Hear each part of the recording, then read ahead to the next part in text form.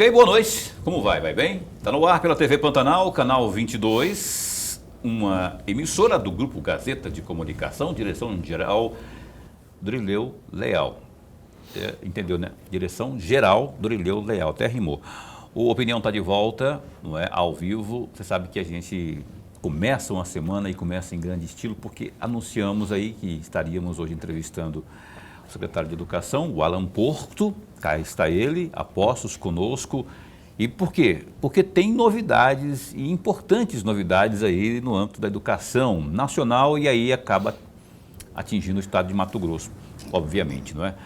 Então, o Alan Porto está aqui a postos para, ao longo dessa próxima 1 hora, responder aos nossos questionamentos aqui e levar a informação. A gente faz questão disso porque aqui é a informação diretamente da fonte, não é? O secretário, mais uma vez, aliás, o Lorenberg, que é dedo duro, né, que gosta de contar quantas vezes vem aqui o entrevistado aqui no Opinião. O Lorenberg conta tudo, né? Você já fez 3 vezes, fez 5. O Alan Porto, se eu não estiver enganado, o Lorenberg vai responder quando eu der uma boa noite para ele aqui, é a 8ª vez, se eu não estiver enganado. Só este ano é a 2ª. Aí, tá vendo? Ele não perde nada, ele fala tudo mesmo. Não. Então, assim, mas por que vem? Porque é uma área muito importante. Esteve na crista da onda aí por conta dessa pandemia, e aí os nossos alunos, enfim. E porque tem assunto muito importante, tem novidade sempre, como a de agora, que a gente vai falar sobre o IDEB, não é? E outras coisas mais com o Alan Porto, que aqui a postos está. E obrigado a você pelo carinho da sua companhia já de antemão. Lorenberg, então, só essa vez já é a 2ª que ele vem, mas a 8ª vez, meu, estou certo? Ou Tá certo, tá certo. Boa noite, Lorenberg. Boa noite, Paulo Coelho, e um grande abraço, mais um grande abraço mesmo a todos os nossos telespectadores, a razão maior do nosso programa. Então, a você que acompanha também o programa Opinião pela internet, obrigado pelo carinho da companhia, né? Seja pelo www.gazetadigital.com.br e também pela página no Facebook da TV Pantanal. Obrigadão pelo carinho da companhia, viu? E o Alan Porto, quando eu for fazer justiça aqui, que outro secretário que é muito acessível, não é? Todos são acessíveis. Tem uns que não são muito de dar entrevista, mas aqui a Lauren Lazarete, ela já veio aqui, a Maureen Lazarete, não é? Ela já veio bastante vezes aqui também, né? Acho que é o 2º lugar, né, no ranking. Isso. E o adjunto dela também já veio aqui uma vez. Lembra que ela estava de férias e aí o secretário adjunto veio? Basílio que nunca veio. Esse Basílio é difícil demais, rapaz. O homem eu ligo para ele, fala, ele ri, conta piada, fala de política, de tudo, mas na hora de falar que vem, ele acaba saindo pela tangente. Alan Porto, muito bom tê-lo aqui, obrigado por ter aceito o nosso convite. E eu vou logo perguntando, eu tenho uma notícia aqui que lá, pelos lados do INEP, que é o Instituto Nacional de Estudos e Pesquisas Educacionais, houve a divulgação aí, na sexta-feira passada, dos resultados do Índice de Desenvolvimento da Educação Brasileira, né, o IDEB, o ensino básico aqui em Mato Grosso. Eu estou falando do ensino básico, alcançou a taxa de 5,8, já o índice dos estudantes do ensino médio, esse foi um pouco menor, 3,7%, a meta, nos dois casos aí é a 6, né, nota 6. Mesmo assim, considerando aí o cenário que até então vinha se colocando aí, não é? Houve um avanço nisso aí, eu queria que você comentasse isso. Boa noite. Bom, primeiro aqui agradecer o convite ao programa Opinião, né, o jornalista Paulo, o professor Lorenberg. Para mim sempre é muito prazer estar aqui com vocês falando de um assunto tão importante que é a educação do nosso estado. E como foi dito aqui, na semana passada, o INEP, né, o Ministério da Educação, divulgou os resultados do IDEB, que é o principal indicador do Brasil que mede aí a aprendizagem, mede o ensino da educação básica do nosso país. E lembrando que a educação básica ela compreende aí o ensino fundamental, os anos iniciais, os anos finais e o ensino médio. E eu compartilho aqui dessa alegria com todos os profissionais da educação, diretores, coordenadores, secretário escolar, professores e principalmente os nossos estudantes, né, e toda a equipe que se engajaram bastante para a gente conseguir melhorar os nossos resultados, né? A gente sabe que o desafio da educação do Estado é enorme, é muito grande, são desafios históricos e que se intensificou com a pandemia, né? Não foi fácil em 2019, quando a gestão do governador Mauro Mendes iniciou, tinha problemas grandes, né, do ponto de vista fiscal, equacionar a gestão, pagar as dívidas, botar o salário em dia. E quando nós íamos colocar em prática aí as políticas públicas na área da educação, né, tanto da infraestrutura, na tecnologia e principalmente no modelo pedagógico, veio a pandemia. Daí nós ficamos 2020, 2021 nesse cenário, né, de aulas remotas, aulas à distância, investimentos que ocorreram na área da educação, principalmente na tecnologia, chegar computadores para os nossos professores, internet, plataformas educacionais, alguns estudantes com dificuldade de acesso à internet, fazer esse material físico chegar, principalmente nas escolas quilombola, indígena, do campo. Então, assim, foi uma corrida muito grande, mas valeu a pena, porque no ensino médio nós melhoramos aí 3 posições, nós saímos de 22º e sempre falamos esses dados, nós nunca tivemos vergonha de falar isso, porque o desafio é muito grande, mas a gente sempre acreditou que a gente está no caminho certo, na direção correta para melhorar. E a prova disso foi com a divulgação desses resultados. Nós saímos de 22º e hoje nós estamos em 19º. Tem muita coisa ainda para caminhar, para fazer, mas isso já demonstra que a gente está na direção correta. E para fazer frente a esse grande desafio, para continuar melhorando a educação do nosso Estado, a gente vem trabalhando aí 2 frentes muito importantes. Em regime de colaboração com os municípios, que é o programa Alfabetiza MT, que é uma política estruturada, que a gente, né, pegou como prática exitosa aí o governo do Ceará, principalmente lá da cidade de Sobral, e no resultado do IDEB, das 100 melhores escolas, 87 está no estado do Ceará.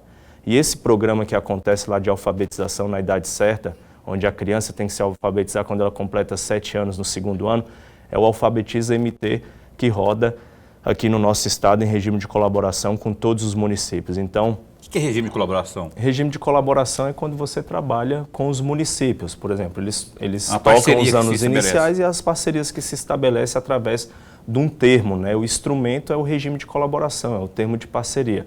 E dentro desse programa do Alfabetiza, a gente fortalece o processo de alfabetização dos municípios com formação continuada, com material didático, com incentivos, com formação, com coordenador municipal, coordenador regional, e isso gerou um engajamento muito grande na nossa rede. Então, essa é uma política pública exitosa que nós vamos colher os resultados. Mas para fazer frente aos ensino médio, aos anos finais, nós temos o Sistema Estruturado de Ensino, que é um contrato que nós assinamos com a Fundação Getúlio Vargas, que além do material didático de ótima qualidade, aquele mesmo material que tem nas escolas particulares, a gente tem um sistema de avaliação que avalia MT. Não tem como você melhorar os seus índices se você não avalia sistematicamente ali. Então, no início de cada ano letivo, nós temos a avaliação diagnóstica, a cada bimestre nós temos uma avaliação processual e, ao final, a avaliação somativa. E nesses períodos, a cada bimestre, a gente faz uma ação interventiva.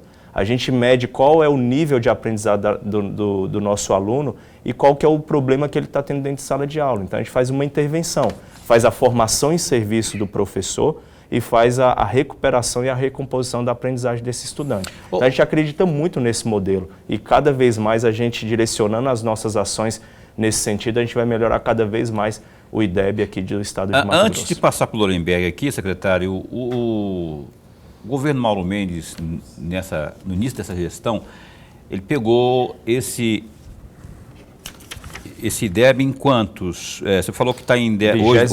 Hoje está em 19º, né? Hoje, 19º, melhorou 3 posições.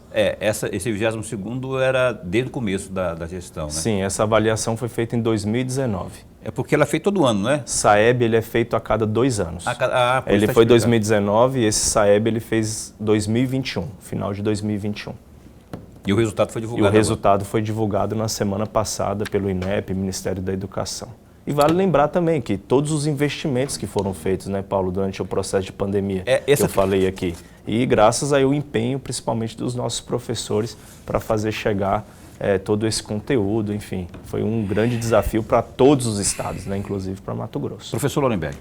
Você não ia fazer mais uma pergunta? Já fiz, já. Foi essa questão do saber em que posição que pegou para fazer essa comparação, né? Secretário, antes de mais nada, registrar nossa alegria, mas a alegria mesmo de tê-lo mais uma vez aqui. Nós ganhamos e ganhamos muito. O amigo telespectador ganha muito com a presença do senhor. Secretário, ainda sobre essa mesma situação, essa mesma questão da saída de 22ª posição para a 19ª posição, que é um motivo de alegria de todos nós, não há dúvida nenhuma disso, mas eu gostaria de fazer 3 perguntas e vou fazer as 3 juntas, secretário. A primeira delas, o senhor pode citar dois investimentos, eu estou falando de uma forma geral, 2 investimentos que possibilitaram, ou que favoreceram, ou que impulsionaram esse salto da 22ª para a 19ª? Essa é a primeira questão. A segunda questão, qual foi a escola no estado de Mato Grosso melhor colocada de todas elas? A terceira situação é mais uma reflexão, secretário. Esse IDEB foi feito em 2021, portanto, todos os investimentos de 22 não ajudaram em coisa nenhuma lá, né? Mas aí uma reflexão ao senhor. O senhor acredita, eu estou fazendo uma pergunta, não estou fazendo nenhuma afirmação, o senhor acredita que na educação, assim como qualquer área, o setor da administração pública, o investimento traz um resultado imediato ou não? Nessa segunda pergunta que ele fez, eu queria que ao invés de você citar a principal escola que teve melhor performance, que citasse as 3 ou 5, né, para a gente ter mais ou menos uma noção por região. Bom, vamos lá. A primeira pergunta do professor foi em relação aos investimentos que esse governo fez em relação para a gente conquistar essas metas e melhorar o índice no IDEB. Bom, esse período de avaliação, ele compreende aí 2021. 2021 a gente estava no meio de uma pandemia, então um desafio muito grande. O primeiro desafio que nós tínhamos é de fazer a inclusão digital do professor. E nessa ação nós tivemos um investimento aí de 127 milhões do governo do estado para fazer chegar um computador para o professor ter uma ferramenta de trabalho. Porque naquele momento nós tivemos a parceria da Google para fazer o ambiente virtual, a sala de aula, né, as aulas à distância. Então era necessário esse investimento para o professor. Isso se fala desde a década de 80, né? Então, graças a toda essa política fiscal do governo, nós tivemos recurso suficiente para fazer esse investimento e hoje todos os nossos professores têm uma ferramenta de trabalho e, além disso, uma ajuda de custo aí de R$ 70 por mês durante 3 anos, que é uma ajuda de custo para a internet. Outro investimento que foi feito também foi na tecnologia das unidades escolares, fazer chegar a internet em todas as salas de aula. Mas o que fez a diferença mesmo foi o empenho dos nossos professores. Foram muitas horas de formação continuada para estabelecer essa comunicação através dessas plataformas, fazer chegar um material didático para os estudantes que não tinham acesso à internet, um material impresso, e a gente ali insistentemente trabalhando. Eu lembro que na época nós fizemos plantões pedagógicos para aqueles alunos que tinham dificuldade de acompanhar, então foi uma verdadeira correria que nós tivemos aí no ano de 2021. Então esses investimentos em tecnologia foi fundamental para que a gente tivesse bons resultados. É claro que a caminhada ela é muito longa, né? A gente está falando de um plano, de uma política pública, uma política de Estado que chama Educação 10 anos, que compreende investimentos em 3 eixos, na modernização da infraestrutura, as tecnologias educacionais, mas principalmente no modelo pedagógico, e a gente está falando aí de 10 anos. Então a gente acredita que em 10 anos nós vamos conquistar aí melhores posições. Aqui, o nosso plano daqui 5 anos é estar entre as 10 melhores e ao final desse plano, 2032, estar entre as 5 melhores educações do país. Isso é possível e nós demonstramos, e os resultados estão aparecendo, que a gente está no caminho certo. Então, basicamente, é investimento, né, em formação continuada, cumprimento do currículo, material didático de qualidade, um sistema de avaliação robusto em larga escala que nós temos hoje e um monitoramento sistêmico. Nós temos que estar acompanhando e monitorando E hoje nós temos o circuito de gestão. Cada escola ela tem uma meta de aprendizagem que ela precisa cumprir a cada ano. E a gente monitora aí as 700 escolas. Bom, respondendo a primeira pergunta, o senhor também perguntou em relação às escolas que tiveram mais bem colocadas. Nós tivemos aí as escolas militares e as escolas de tempo integral. E a das primeiras aí que pontuou melhor foi a Escola Arena, que é uma escola de tempo integral, uma escola vocacionada para o esporte. De onde que é a Arena? Daqui mesmo? A Arena Pantanal. Nós temos a Escola Arena Pantanal, aquela que fica ali no Verdão. Nós temos uma escola lá no estádio onde pontuou melhor dentro do IDEB, né? Mas não foi a Tiradentes, não? Tivemos a escola Tiradentes também. Eu estou citando alguns exemplos, vocês pediram para eu citar 5 exemplos, então as que melhores pontuaram foi as escolas vocacionadas, né? As escolas de tempo integral, e as escolas Tiradentes. Então, foram as escolas mais bem posicionadas dentro dessa avaliação. Isso não quer dizer que as escolas regulares também não tiveram bons resultados. Tiveram bons resultados, sim. A gente está falando do ensino médio aí, que pontuou na casa de 3,8. Quando a gente pega essa proficiência, o estado de Mato Grosso ficou em 16º. Mas a composição do IDEB, além de medir a proficiência, ela mede também a taxa de aprovação. Como o Estado optou por um contínuo curricular e a maioria dos outros estados optaram por fazer uma aprovação automática, então Mato Grosso ela teve essa diferença aí e que jogou um pouquinho mais para baixo esse resultado. Se nós tivéssemos aí uma aprovação automática, como os outros estados fizeram, que foi o caso de Goiás, Espírito Santo, Ceará, a gente estaria melhor colocado, poderíamos chegar aí a 16º, porque a gente tem proficiência e nota de 16º, mas a gente optou por um contínuo curricular para a gente trabalhar na recuperação e na recomposição da aprendizagem dos estudantes. Secretário, eu vou insistir na segunda pergunta que eu fiz. O senhor poderia citar a escola melhor colocada no estado de Mato Grosso, o nome da escola, a cidade, a primeira, a segunda e a terceira? Eu pedi só a primeira, mas o Paulo acrescentou, então, a primeira colocada, a segunda colocada e a terceira? Eu citei a escola Tiradentes e citei a escola Arena, que é uma escola... Mas nessa ordem... O senhor está me dizendo que a escola Arena foi a segunda e a escola Tiradentes foi a primeira, é isso que o senhor está me dizendo? Não? Eu estou citando as melhores, mais bem pontuadas. Eu estou falando de 700 escolas. Eu não tenho aqui... de cabeça a principal escola que pontuou, tá? Mas as informações de pronto que minha equipe passou para mim, a Escola Arena pontuou muito bem e a Escola Tiradentes também pontuou muito bem. As escolas que o senhor está mencionando podem não ser a primeira colocada? Sim, estão entre as melhores ali, vamos dizer entre as 10 melhores. E a escola de Lucas do Rio Verde, que lugar ficou? Principalmente a escola rural de Lucas do Rio Verde. A escola de Lucas do Rio Verde é uma escola municipal, ela não é uma escola estadual, foi um dos melhores IDEBs do estado, ela pontuou com 7,2, ela é uma escola municipal de anos iniciais, tá? Então ela não é uma escola rural, estadual. Né? Fundamental, né? Não sei dizer se foi escola, foi na Comunidade Cristóvão. Comunidade Cristóvão, ela fica ali bem próximo da cidade de Lucas do Rio Verde, é uma comunidade Cristóvão que fala, é rural, porque ela não está naquele núcleo urbano. Ela teve aí o seu IDEB 7,2, foi o melhor IDEB do estado de Mato Grosso. Se a gente comparar, ela está entre ali as escolas ali, equiparadas ali ao modelo do Ceará. Né? Então ela foi muito bem pontuada. Ensino fundamental, né? Ensino fundamental é uma escola municipal. E Lucas, ela já vem aí seguido de muitas gestões exitosas na área da educação, né? Por isso que tiveram bons resultados. Como Campo Verde também. Campo Verde nós tivemos aí o melhor anos finais. Lá nós tivemos a melhor escola, que teve uma das melhores pontuações.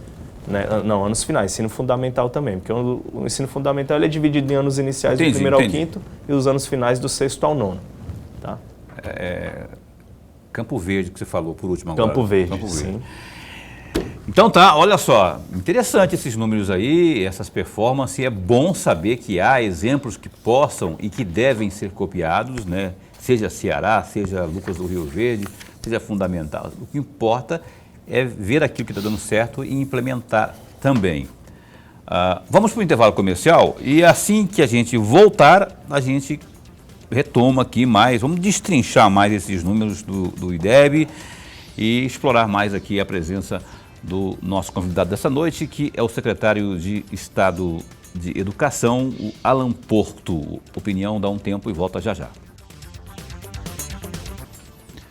O Opinião está de volta ao vivo nesta segunda, dia 19 de setembro de 2022. O www.gazetadigital.com.br tem nesse instante alguns destaques que trouxemos para você aqui. Olha só, o Sistema Nacional de Emprego de Mato Grosso, o SINE-MT, disponibiliza 3.044 vagas, são 3.044 novas oportunidades de empregos para profissionais que queiram ingressar no mercado de trabalho. As vagas estão disponíveis em 27 municípios do estado, inclusive em Cuiabá e também Várzea Grande. Há vagas também para pessoas com deficiência, chamadas PCDs. As vagas são para diversas cidades do estado. O trabalhador também pode verificar as vagas ofertadas acessando o portal empregabrasil.mte.gov.br. Inscrição. Os interessados devem procurar a unidade do SINE mais próxima de sua residência com os documentos pessoais. Estas oportunidades podem ser preenchidas ou alteradas a qualquer momento e sem nenhum aviso prévio. Lideranças do União Brasil têm apostado na popularidade do governador e candidato à reeleição Mauro Mendes do União Brasil para ampliar o número de cadeiras que a legenda possui na Assembleia Legislativa de Mato Grosso. Um deles é o do próprio presidente da Casa de Leis, o deputado Eduardo Botelho. O parlamentar acredita que a sigla possa eleger até 5 deputados estaduais este ano. Para explicar a matemática, o chefe do Legislativo pontuou que muitos eleitores devem votar no partido e em candidatos do União Brasil por conta da boa avaliação da gestão de Mendes. Abre aspas aí para o Botelho. Temos a possibilidade de conseguirmos votos de legenda por conta do governador Mauro Mendes, que vem muito bem nas pesquisas e está se destacando com uma margem expressiva. Então, muitos vão votar na legenda do governador 44. Tudo isso vai ajudar a fazer esse número que estamos projetando, fecha aspas, disse nesta segunda-feira o deputado Botelho. Mais detalhes desta e outras informações você confere aí no www.gazetadigital.com.br. Ele é matemático, Lorenberg, mas é também partidário, né? Agora eu não sei se ele está sendo mais matemático do que partidário, mas uma coisa eu tenho certeza que ele está sendo muito otimista, porque 5 vagas, nem o mais otimista dos filiados ao União Brasil poderia achar. Já vi gente falar de 4, estamos brigando pela 4ª, mas eleger 5, tá certo. Que está falando aí também, está usando o argumento da performance do governador. Mas o que você acha disso aí? Paulo, você lembrou bem, o Botelho, Eduardo Botelho, deputado, presidente da Assembleia, ele é engenheiro civil e professor por muito tempo de matemática. Mas eu confesso, amigo telespectador, que ele não está usando nem a matemática e nem a engenharia. Está usando muito mais o otimismo de alguém do partido e apostando, porque ele não pode fazer uma campanha durante a campanha eleitoral, ele desmotivar os seus pares. Porque como nós não temos mais coligação e aliança para proporcional, isso obriga cada um dos candidatos do próprio partido fazer o coeficiente eleitoral. E ele tem razão num ponto. O governador Mauro Mendes certamente ajudará, sem dúvida nenhuma, ao voto de legenda que, por sua vez, contribui para que o partido possa fazer o quociente eleitoral. Mas convenhamos, amigos, se nós pegarmos as candidaturas do União Brasil, tem 6 grandes candidaturas. E como eu venho acompanhando para e passo a campanha toda de cada um dos partidos, pela minha avaliação, e aí é uma reflexão científica, não é achismo, nem sou partidário, União Brasil hoje faria 4 cadeiras. Não faria 5 e não faria 6. Nós não podemos esquecer que o Figueiredo está lá, o Dal Bosco está lá, o Botelho está lá, o Júlio Campos está, o Chuchu está lá. Esse pessoal não vai eleger 5 cadeiras de jeito nenhum. No máximo, amigos, estourando 4 cadeiras se a eleição fosse hoje. O Figueiredo que ele falou é o Gilberto Figueiredo, que foi secretário de Saúde e que, inclusive, tem tido apoio direto, pessoal, do Mauro Mendes, por serem amigos de muitos anos aí, não é? O Gilberto Figueiredo, que está também no União Brasil aí. E, na verdade, foi o Júlio Campos também, né? Então, são 6 grandes nomes, Paulo. E você acha que, mesmo com 4, o União Brasil elegerá a maior bancada? Ficará empatado, ele e o MDB ali, ficará empatado entre esses aí. Porque veja, amigos, acreditar é uma coisa, fazer a reflexão científica é outra muito diferente. Eu posso dizer aqui, por exemplo, eu acredito que o PL, o MDB, o União Brasil não vai fazer nenhum candidato à Assembleia Legislativa. É acreditar, é outra coisa muito diferente. Agora, quando você avalia as coisas, avalia os passos, estuda toda a jogada, é outra coisa muito diferente. E eu sou partidário da ideia de que hoje, tanto União Brasil quanto o MDB faria 4 cadeiras na Assembleia Legislativa. Ok. Porque a Janaína do MDB, ela também está lá como, aparecendo nas pesquisas, inclusive, como melhor nome, o nome mais lembrado e deve também, e aí, por consequência, deve puxar também. Isso, é a Janaína, o Max Russi e o Eduardo Botelho, não, estou falando, entendi. Eduardo Botelho são os primeiros dos eleitos, aqueles que conquistarão o maior número de votos, e por conta disso, ajudará o seu partido. Eu vi uma pesquisa aí onde os nomes principais são esses que você falou aí, né? Mais o Wilson Santos. Esses estão entre os 5 ali. Bom, o nosso convidado desta noite aqui, nosso entrevistado, é o Alan Porto, secretário de Estado de Educação. Ô secretário, você falou na ocasião do primeiro bloco do estado do Ceará, não é? E aí, dos 100, mais de 87 que você falou, estão nas escolas, né? Olha só, como que o negócio é alvissareiro, só de falar, né? Entende o negócio? Das 100 maiores, das melhores escolas do país, de acordo com a avaliação oficial, IDEB, 87 são do estado do Ceará. Alguma coisa de muito boa está acontecendo por lá. O senhor disse que aqui já se tem exatamente aquele modelo copiado do Ceará, que começou a ser implementado em 21. Considerando esse prazo de avaliação aí, que não é todo ano, né? Você acha que então esses resultados vão começar a aparecer quando? O resultado da implantação desse modelo do Ceará.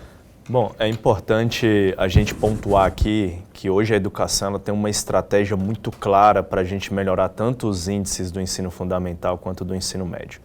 E eu me lembro muito bem quando o governador Mauro Mendes determinou que nós e uma equipe, uma comissão da secretaria, fosse visitar as melhores educações do país. E aí nós tivemos a oportunidade de ir no Ceará, estado de São Paulo, Goiás, né, Espírito Santo, Pernambuco, que tem uma referência na escola tempo integral. Então nós pegamos as melhores práticas, evidências de fato daquele modelo pedagógico que foi testado e gerou resultados.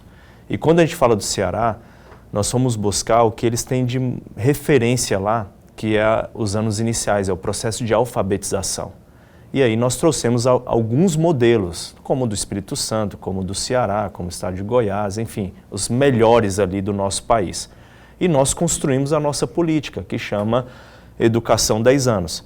Que aí é 3 eixos que eu falei aqui no início da entrevista. É a modernização da infraestrutura, porque vocês se lembram que as nossas escolas eram sucateadas em 2019, que foi tema inclusive de Fantástico, né, mostrando escolas de lata, escolas que estavam caindo na cabeça de estudantes. Então hoje, na educação do nosso estado, nós temos mais de 300 ações. 300 ações que significam reconstrução de escola, significa construção nova, reforma geral, construção de quadra, manutenção preventiva e corretiva. Ou seja, hoje existe um grande investimento para fazer frente a esse grande desafio. Além da infraestrutura, nós temos as tecnologias educacionais. Então eu falei de investimentos para o professor e agora a gente está investindo no estudante, no aluno, né? O governador autorizou 30 mil Chromebooks, que já chegaram nas escolas, que esses computadores é para os estudantes utilizar. Já autorizou mais 30 mil, então a gente está falando de 60 mil, mas ao final dessa política de inclusão digital do estudante, nós queremos ter aí um computador para cada 2 estudantes. Né? E também investimentos na conectividade. As escolas precisam ter internet de velocidade, né? Uma banda larga aí para ter condições de vários acessos e também rodar as nossas plataformas. Então, aliado a tudo isso, nós temos uma estratégia pedagógica para fazer frente a esses grandes desafios. E aí eu pontuei aqui o sistema estruturado de ensino, que é um material didático de excelente qualidade, é formação dos nossos professores, é um sistema de avaliação para a gente estar avaliando como que o nosso estudante está performando, porque o IDEB ele acontece a cada 2 anos. Não dá para a gente ficar esperando o IDEB para fazer o processo de intervenção pedagógica dentro da escola, né? O processo de recomposição, recuperação da aprendizagem. Então, a avaliação ela acontece no início do ano letivo, para a gente fazer uma avaliação diagnóstica, e a cada bimestre a gente faz uma avaliação processual, que é aquela avaliação a cada bimestre, e tem 4. Com base nessas avaliações, a gente vai fazendo o processo de intervenção, e a gente chama circuito de gestão para aprendizagem. Como é que isso funciona? Eu peguei o primeiro bimestre, vi os principais descritores, que a gente fala de habilidades, né, que são as disciplinas, por exemplo, matemática e português, qual que é a deficiência do meu estudante que está lá no 2º grau, lá no 2º ano, que ele está aprendendo função linear. Às vezes ele tem deficiência em equação de 2º grau, que é uma habilidade do 9º ano. E aí eu tenho um laboratório de aprendizagem para fazer o reforço, a aula de reforço desse estudante. No contraturno. Se meu professor tem dúvida de explicar a função linear, a gente tem a formação em serviço, que é ele utilizar aquele período que ele tem de hora-atividade e a gente faz uma formação com os nossos professores formadores da Diretoria Regional de Educação, uma formação em serviço. Então, com isso, a gente começa a monitorar e acompanhar os resultados da aprendizagem daquele estudante a cada bimestre. E isso a gente chama de circuito de gestão para aprendizagem. E a gente acredita muito nesse modelo, porque a gente, cumprindo com o currículo, tendo um material didático, avaliando as plataformas digitais funcionando para dar condição para o nosso professor trabalhar, os materiais complementares, que aí a gente trabalha com material socioemocional, com educação financeira, com inglês, e o inglês é no ensino fundamental do 1º ao 9º e no ensino médio, a gente começa a virar esse jogo e a gente está no caminho certo. Resultado disso é o IDEB, né? Resultado disso é o IDEB. O resultado começa a aparecer, então, esse resultado disso que começou a ser implementado agora, aí eu estou falando especificamente do modelo Ceará. Ele deve começar a aparecer, então, no final deste ano para o ano que vem. Sim, a nossa política, Paulo, ela é uma política de 10 anos.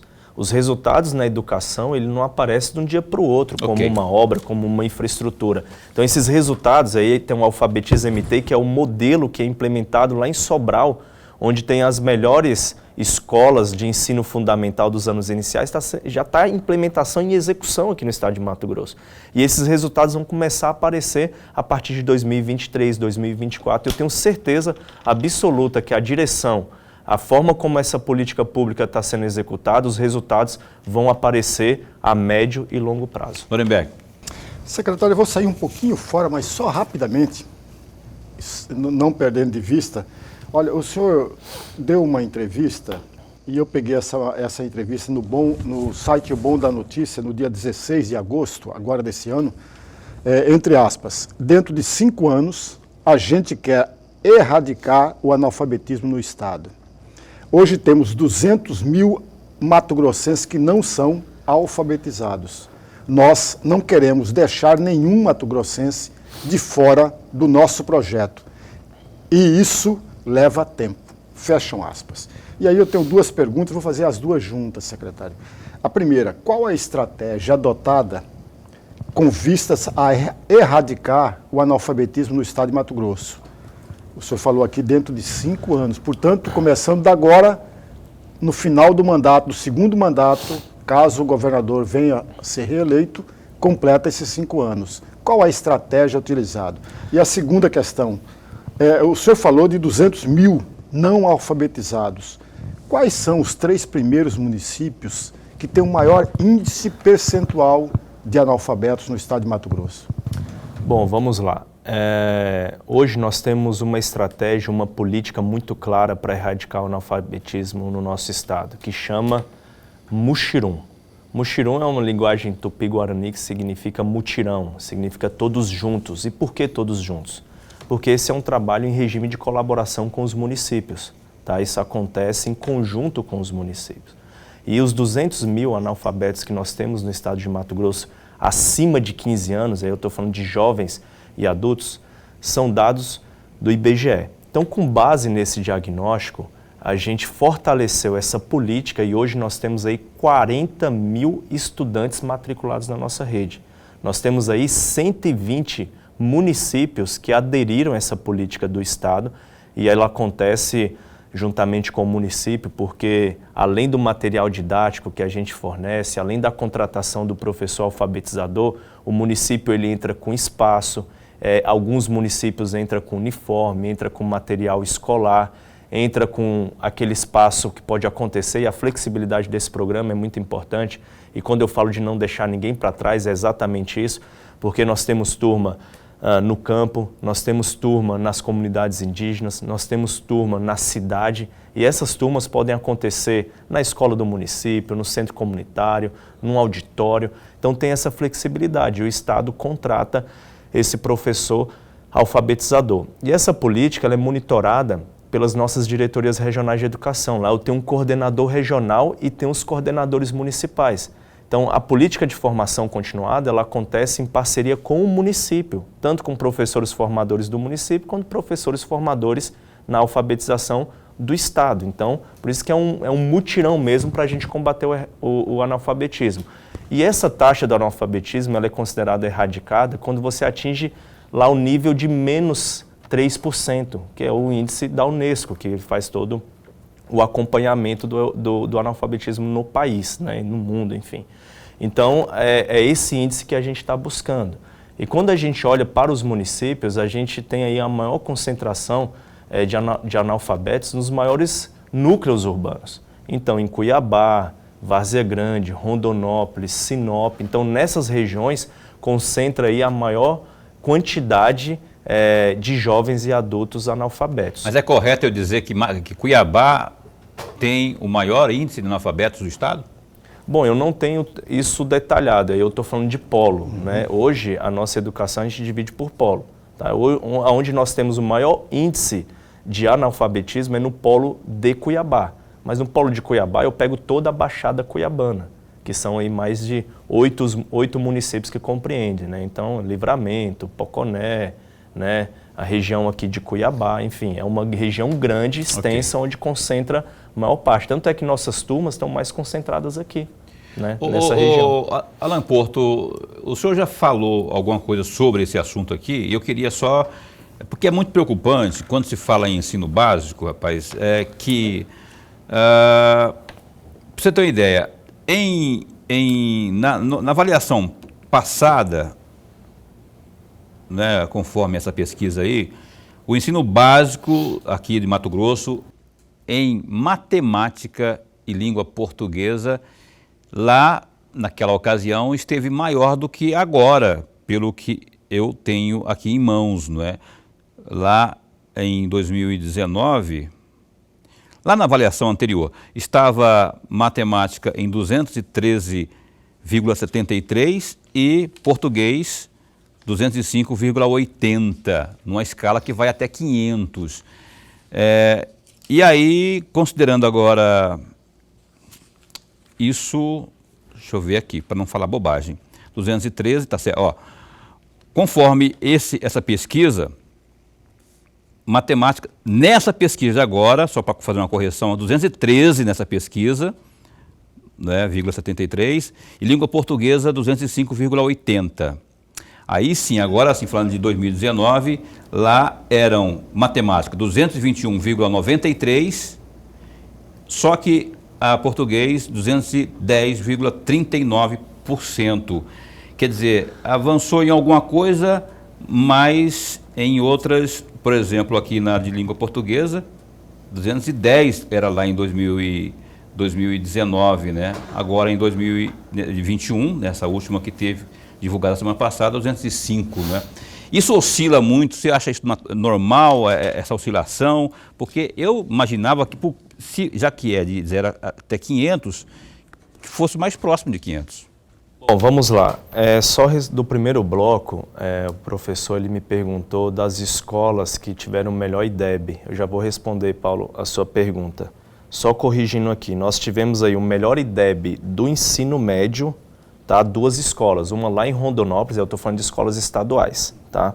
A La Salle, que é uma escola de Rondonópolis, uma escola confessional, e a Escola Arena Pantanal aqui, que é uma escola de tempo integral e vocacionada para o esporte.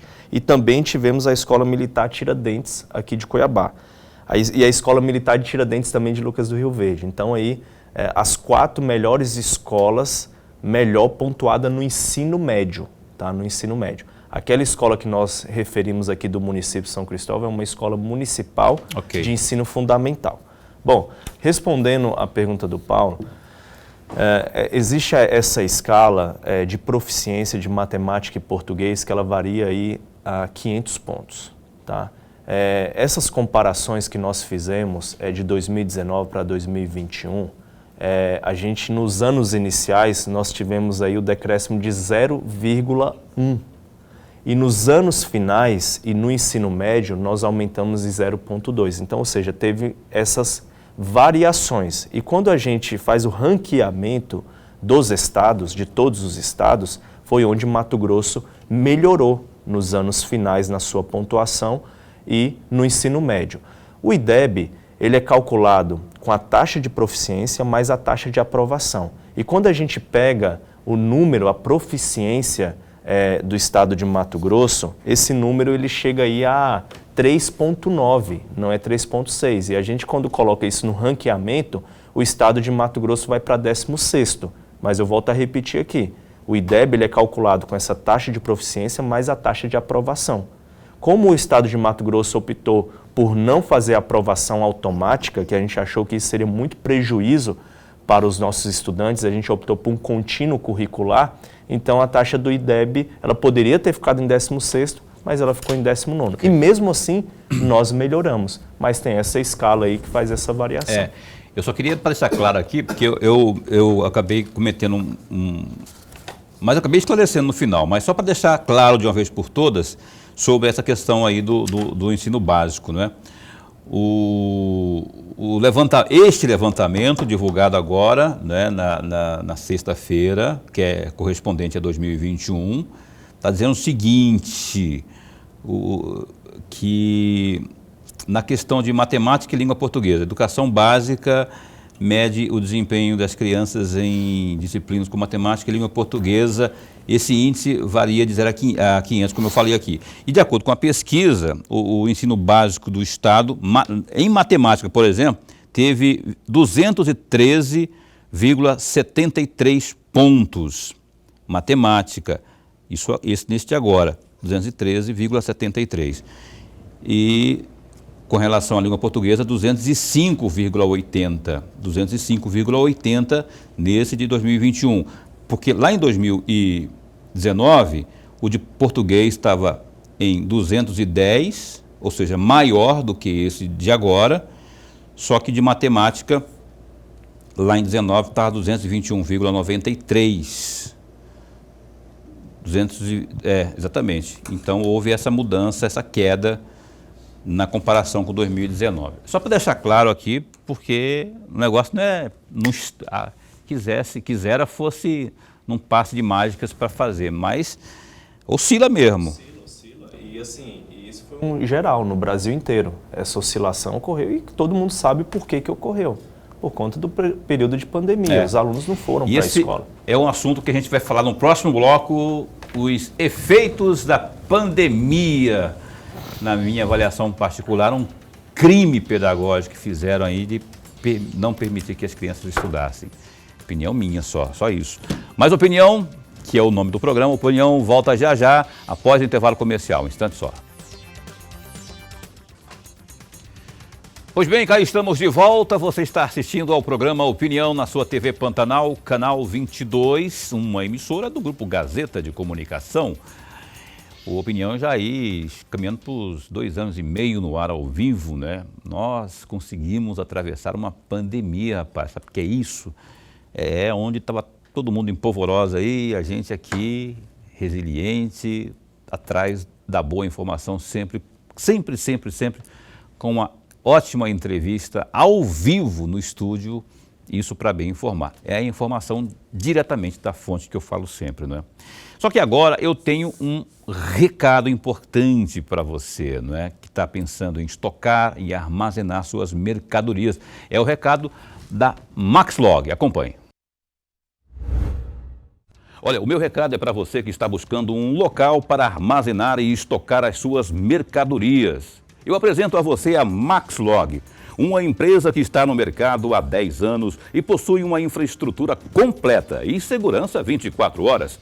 Atualmente, a Maxlog conta com 3 unidades em Cuiabá e uma unidade em Goiânia. Sua infraestrutura de galpões possui 167 mil metros quadrados de pátio e 55 mil metros quadrados de área coberta. A Maxlog tem como diferencial a oferecer aos seus clientes os seguintes serviços: monitoramento 24 horas por dia, portaria, serviços de carga, descarga para cargas batidas e paletizadas, sistema de pesagem de balança, banheiros e restaurante. A Maxlog também oferece serviços temporários de carga e descarga e ainda armazenamento. Agende a sua visita à Maxlog pelo 65 3611 6900. Maxlog, excelência em logística. E aqui a gente segue com o programa Opinião e a sua entrevista da noite. Eu vou pedir ao Lorenberg para abrir o bloco de perguntas ao Alan Porto, secretário de Estado de Educação. Secretário, no bloco anterior, o senhor mencionou o nome da escola La Salle do Rio de Janeiro, do Rondonópolis. De Rondonópolis. Se nós observarmos bem, secretário, e aí é uma provocação de uma reflexão do senhor, se nós observarmos bem, já há algum tempo a escola de Rondonópolis, a La Salle, vem liderando o IDEB no estado de Mato Grosso já há algum tempo. Em 2019, por exemplo, ela era a primeira colocada. Em 2021, repetiu a primeira colocada. E aí vem a minha pergunta, secretário, para uma reflexão. Ora, se eu tenho um modelo de escola que vem pontuando sempre em primeiro lugar no estado todo, qual é a diferença da escola La Salle, que pertence à rede estadual, para as outras quase 700 escolas da rede estadual também? Qual a diferença? Uma vez que essa escola de Rondonópolis vem liderando sempre. Onde está o problema? Onde está a diferença? Então, isso é o modelo, né? O processo de gestão. Quando a gente fala de acompanhamento, de monitoramento, de você fazer o processo interventivo, de você trabalhar na formação, garantir aquelas 800 horas que o aluno tem direito no ano, né? Garantir o processo de currículo, né? Você cumprir aquilo que está no documento de referência curricular do Estado de Mato Grosso. Então, é um conjunto, né? Não tem somente uma solução, são um conjunto de ações que vai garantir o êxito naquela política pública. E para isso, o governador Mauro Mendes autorizou, e é importante a gente dizer aqui que as escolas de tempo integral, quando a gente mede lá as 10 melhores escolas, metade é a escola Tiradentes, a outra metade é a escola integral e mais as escolas confessionais. E a gente observa o modelo de gestão dessas escolas. E o governador autorizou, a partir de 2023, aí, nós teremos aí 79 escolas de tempo integral no estado de Mato Grosso. Hoje é 39. O governador autorizou mais 40. As escolas Tiradentes também, que têm performado bem aí na qualidade da educação, vocês vão se lembrar lá em 2019 que eram 7 escolas da Polícia Militar e uma do Corpo de Bombeiro. No final desse ano nós teremos 30 unidades militares aí em várias cidades do estado, né? As escolas confessionais também, eu citei uma de Rondonópolis, La Salle, mas a gente tem a Souza Bandeira aqui também em Cuiabá, que é uma excelente unidade escolar, e em vários outros municípios também nós temos essas escolas confessionais, que é uma excelente unidade escolar também, que tem uma excelente gestão. Então, para dentro da unidade, a gente olha para essas evidências também, olha para essas boas práticas e estamos replicando essas boas práticas. A gente está falando de 700 escolas hoje e a gente está replicando essas boas práticas aí. Você vê a Escola Arena, é uma escola vocacionada para o esporte. A gente abriu esse ano também a Clênia, lá no bairro Planalto, que é uma escola vocacionada para o esporte. Em Rondonópolis, uma escola vocacionada para o esporte. A gente quer ter uma escola vocacionada para o esporte em cada regional. Estamos trabalhando agora com escolas vocacionadas em línguas, em artes, que também tem bons modelos, né, que você trabalha no contraturno. Então, são ações que a gente observa dentro da nossa rede e a gente vai replicando. A gente não consegue fazer isso ao mesmo tempo em todas as unidades. Isso demanda uma organização, um diagnóstico, um planejamento e a implementação. Mas a gente está no caminho certo e cada vez mais a gente está fortalecendo as políticas que estão dando certo no estado de Mato Grosso e replicando para as outras unidades. Você quer ver um exemplo bem legal do Alfabetiza MT? A gente incentivou as escolas que tiveram bons resultados. E essa escola, ela recebeu um incentivo financeiro direto na conta daquela unidade. E ela recebe 60% desse prêmio. Os outros 40% dos outros prêmios, ela tem que apoiar uma escola que não foi tão bem. Ou seja, pega aquelas piores escolas, ela apoia essas unidades para ela fazer chegar nos mesmos índices que essa boa escola alcançou e depois é desbloqueado os 40% do recurso que é destinado. Então, tem formas também, metodologias que a gente aplica dentro da rede que dá resultado.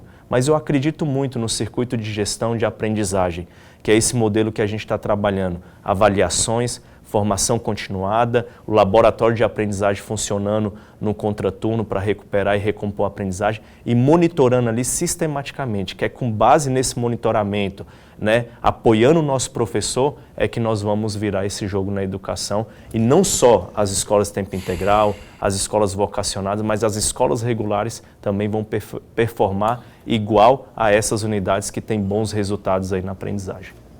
Eu tenho que caminhar para o final aqui do programa. Secretário, eu estava assistindo ao Cadeia Neles agora nos últimos dias, aí que veiculou uma reportagem lá sobre aquele caso do Cesário Neto. Uma estudante foi esfaqueada lá, secretário, e felizmente a vítima, no caso, a outra estudante, ambas as duas estudantes são da Cesário Neto. Isso não é um caso isolado, talvez recentemente seja, mas eu já fiz reportagens, inclusive na Cesário Neto, de violência, não é? Como coibir isso? Não seria o caso, primeiro, como é que é feita a segurança das escolas? E outra, não seria o caso, eu não vejo isso, por exemplo, nem chegar próximo da escola militar, por exemplo, né? De uma escola ou cívico-militar. Qual que seria o caminho? Seria melhorar nessa parte do comportamento, da disciplina, ou qual que é a avaliação que o senhor faz disso aí, para resolver esse tipo de incidente?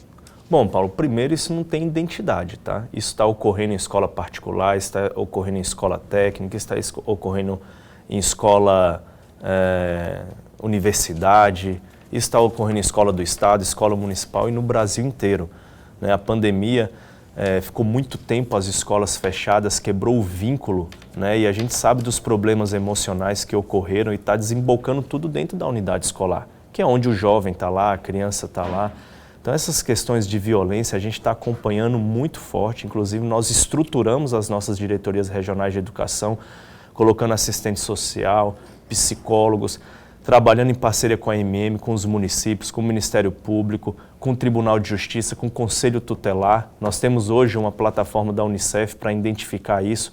E esse caso que ocorreu na cesárea, infelizmente, lamentavelmente, e a gente viu depois aí no depoimento que eram questões ali internas de dentro da sala de aula, né, que aquela jovem, né, que acho que foram duas jovens, né, adultas, né, 22 anos e 19 anos, que se desentenderam e chegaram a esse fato lamentável. Graças a Deus, a nossa estudante está fora de risco de vida, né, se recuperou, e a gente automaticamente colocamos toda a nossa equipe para acompanhar a família, acompanhar a estudante, demos todas as condições lá para a gente recuperar essa situação que ocorreu. Mas enfim, hoje nós temos um programa de mediação escolar, temos a Justiça Restaurativa em conjunto com o Tribunal de Justiça, nós temos os mediadores para trabalhar de forma preventiva. Beleza. E trabalhar na forma corretiva também. É uma preocupação nossa, mas a gente está atuando sistematicamente em cima dessas unidades escolares. Alan Porto, queria continuar, mas não tem tempo, tem que encerrar o programa, porque quando ele abre lá a imagem é que eu tenho que encerrar. Muito obrigado por ter vindo, esse espaço continua a posto, que você vem aí na 9ª vez, porque essa já é a 8ª. Obrigado por ter vindo. Eu que agradeço aí, sempre a gente vai estar à disposição.